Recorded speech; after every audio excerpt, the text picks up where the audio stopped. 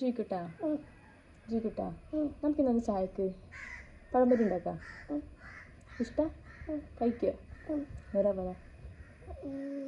ഇന്നത്തെ അസിസ്റ്റന്റ് വേറെ ആരുമില്ല കേട്ടോ, ജുവി തന്നെയാണ്. ഇതാ പഴംപൊരിൻ്റെ പഴമെല്ലായിട്ട് ഇത് ആൾ വന്നിട്ടുണ്ട്. അസിസ്റ്റൻ്റ് ആണെങ്കിൽ ചില നേരത്തെ എനിക്ക് പണി ഇരട്ടിയാക്കി തരികയാണ് കേട്ടോ ചെയ്യാറ്. പഴംപൊരിക്ക് വേണ്ടിയിട്ടാണ് കേട്ടോ ഞാൻ ഈ തേങ്ങ ചിരവുന്നത്.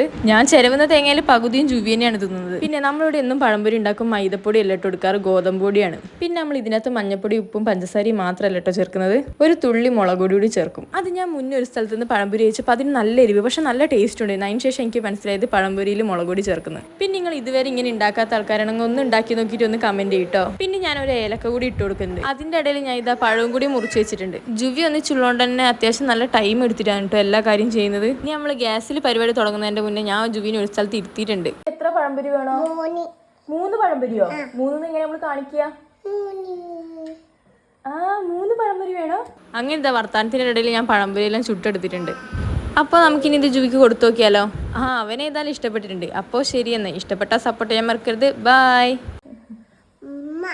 Good bye.